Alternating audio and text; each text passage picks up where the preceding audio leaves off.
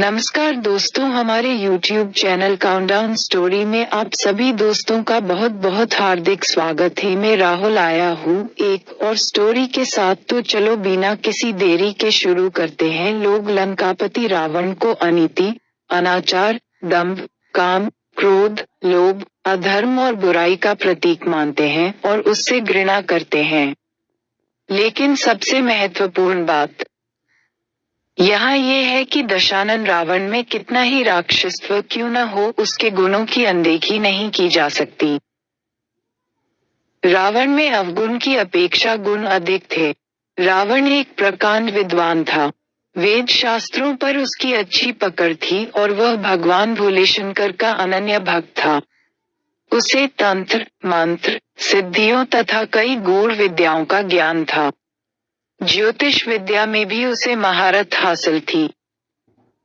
कैसे हुआ रावण का जन्म?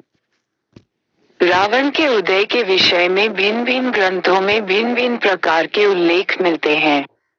वाल्मीकि द्वारा लिखित रामायण, महाकाव्य, पद्म पुराण तथा श्रीमद् भागवत पुराण के अनुसार हिरण्याक्ष एवं हिरण्यकशिपु दूसरे जन्म में रावण और कुंभकर्ण के रूप में पैदा हुए। वाल्मीकि रामायण के अनुसार रावण पुलस्त्य मुनि का पोता था, अर्थात उनके पुत्र विश्वश्रवा का पुत्र था। विश्वश्रवा की वरवर्णिनी और कैकसी नामक दो पत्नियां थीं। वरवर्णिनी के कुबेर को जन्म देने पर सौतिया दाह वंश कैकसी ने अशुभ समय में गर्भ धारण किया।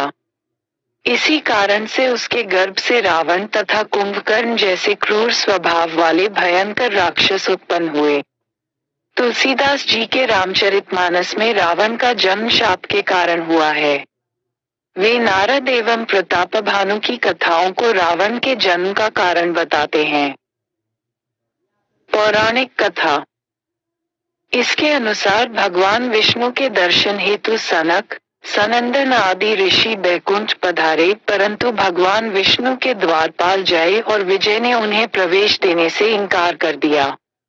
ऋषिगण अप्रसन्न हो गए और क्रोध में आकर जय विजय को शाप दे दिया कि तुम राक्षस हो जाओ। जय विजय ने प्रार्थना की व अपराध के लिए क्षमा मांगी। भगवान विष्णु ने भी ऋषियों से क्षमा करने को कहा। तब ऋषियों ने अपने शाप की तीव्रता कम की और कहा कि 3 जन्मों तक तो तुम्हें राक्षस योनि में रहना पड़ेगा और उसके बाद तुम पुनः इस पद पर प्रतिष्ठित हो सकोगे। इसके साथ एक और शर्त थी कि भगवान विष्णु या उनके किसी अवतारी स्वरूप के हाथों तुम्हारा मरना अनिवार्य होगा। ये शाप राक्षसराज लंकापति दशानन रावण के जन्म की आदि गाथा है। भगवान विष्णु के ये द्वारपाल पहले जन्म में हिरण्याक्ष व हिरण्यकशिपु राक्षसों के रूप में जन्मे। हिरण्याक्ष राक्षस बहुत शक्तिशाली था और उसने पृथ्वी को उठाकर पाताललोक में पहुंचा दिया था। पृथ्वी की पवित्रता बहाल करने के लिए भगवान विष्णु को वराह अवतार धारण करना पड़ा था।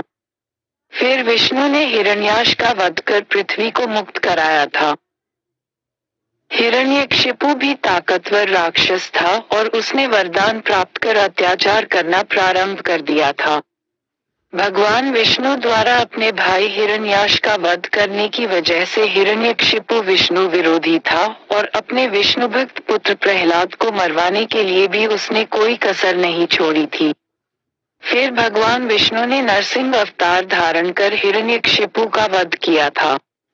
त्रेता युग में ये दोनों भाई रावण और कुंभकर्ण के रूप में पैदा हुए और तीसरे जन्म में द्वापर युग में जब भगवान विष्णु ने श्री कृष्ण के रूप में जन्म लिया, तब ये दोनों शिशुपाल व दंतवक्त्र नाम के अनाचारी के रूप में पैदा हुए थे।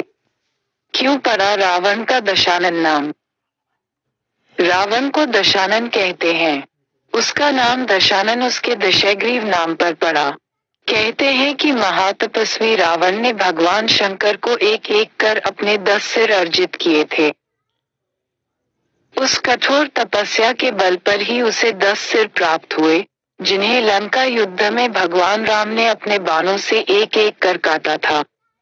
दोस्तों, कहानी कैसी लगी? अगर कहानी अच्छी लगी तो इस वीडियो को लाइक और शेयर एंड ऐसी ही स्टोरी सुनने के लिए हमारे चैनल काउंटडाउन स्टोरी को जरूर सब्सक्राइब करें। धन्यवाद।